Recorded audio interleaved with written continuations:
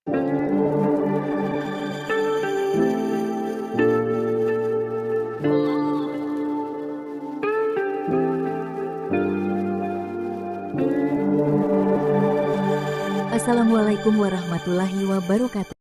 Pada kesempatan kali ini pencari ilmu akan menyampaikan dan menjelaskan tentang kisah Sunan Giri, Wali Songo yang dihanyutkan ke laut. Simak sampai akhir, jangan di-skip. Terima kasih.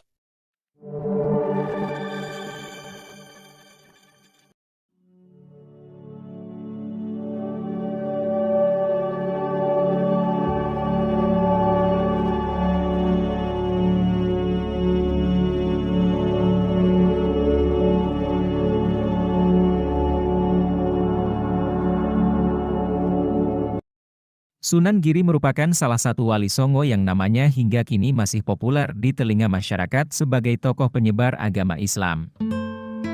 Bukan hanya Pulau Jawa, tapi dakwah Sunan Giri sampai ke Kalimantan, Lombok, Sulawesi, hingga Papua.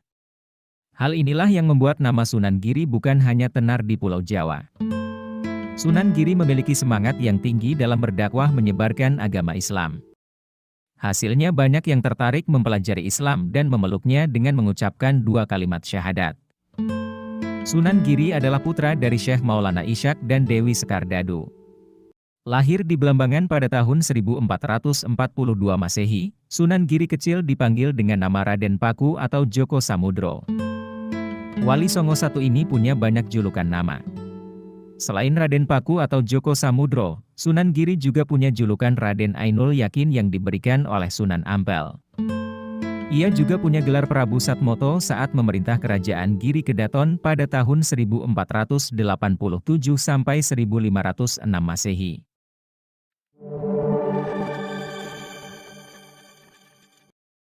Melihat silsilah dari ibu, Sunan Giri adalah keturunan dari kerajaan Belambangan, cucu Menak Sembuyu. Dalam salah satu sumber menyebutkan jika pernikahan Maulana Ishaq dengan Dewi Sekardadu banyak pihak yang tidak menyukainya.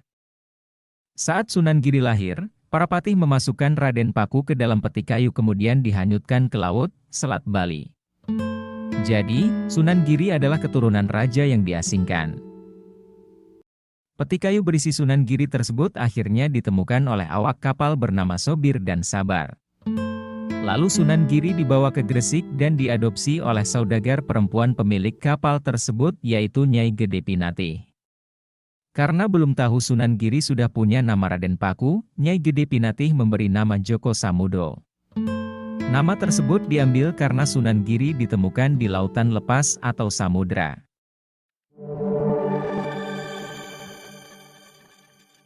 Setelah dewasa, Sunan Giri belajar agama Islam di Ampel Denta ke Sunan Ampel bersama Maulana Makdum Ibrahim, Sunan Bonang, yang merupakan putra dari Sunan Ampel. Semangat mempelajari Islam Sunan Giri tak pernah padam. Selama belajar di Ampel Denta, Sunan Giri mendapat pengetahuan baru tentang Islam. Kegigihannya mendalami agama Islam akhirnya berbuah hasil. Ia dan Sunan Bonang akhirnya menjadi seorang wali yang turut menyebarkan agama Islam.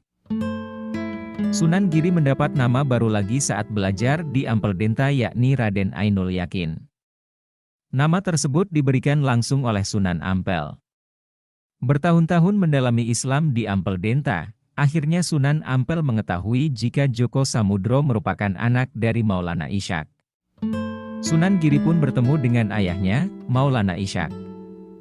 Barulah dia mengetahui asal-usulnya termasuk alasan dimasukkan ke dalam peti kayu dan dihanyutkannya ke laut. Sunan Giri menikah dengan putri Sunan Ampel bernama Dewi Murtasiah. Kemudian keduanya bermukim di Giri dan mendirikan pondok pesantren sebagai pusat pendidikan agama Islam dan pemerintahan. Pesantren Giri terkenal sebagai salah satu pusat penyebaran agama Islam di Jawa. Pengaruh pesantren ini sampai ke Madura, Lombok, Kalimantan, Sulawesi, dan Maluku. Pengaruh pesantren Giri terus berkembang hingga akhirnya menjadi kerajaan bernama Giri Kedaton. Sunan Giri kemudian mendapat gelar baru yakni Prabu Satmata. Berdasarkan Babat Gresik, bangunan di Giri Kedaton bertingkat 7, tunda pitu. Hal ini ditandai dengan sengkala yang menunjukkan angka tahun 1408 Saka atau 1486 Masehi. Giri Kedaton menguasai wilayah Gresik dan sekitarnya selama beberapa generasi. Kerajaan ini akhirnya ditumbangkan oleh Sultan Agung. Setiap wali Songo dalam melakukan dakwahnya mempunyai cara atau strategi yang berbeda-beda. Sunan Giri dikenal sebagai wali yang berdakwah lewat permainan anak-anak. Bahkan, Sunan Giri juga menciptakan permainan seperti jamuran, jelungan, hingga cublak-cublak sueng. Permainan tradisional tersebut hingga saat ini masih dimainkan. Permainan yang dibuat Sunan Giri ada nyanyiannya. Nyanyian dalam permainan tersebut mengandung nilai-nilai dakwah. Misalnya, ada salah satu nyanyian yang mengandung makna jangan menuruti hawa nafsu. Tidak hanya melalui permainan anak-anak, Sunan Giri juga memanfaatkan seni sebagai strategi dalam berdakwahnya. Misalnya dengan wayang hingga tembang-tembang Jawa. Selain itu, jalur politik juga dijadikan Sunan Giri sebagai sarana untuk berdakwah dalam rangka menyebarkan agama Islam.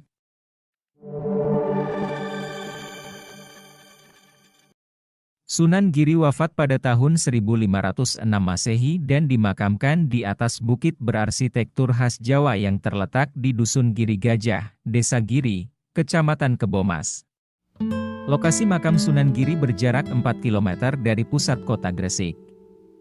Makam Sunan Giri hingga kini sering dikunjungi oleh penziarah dari berbagai daerah. Bahkan, makam Sunan Giri sudah menjadi salah satu wisata religi di Gresik.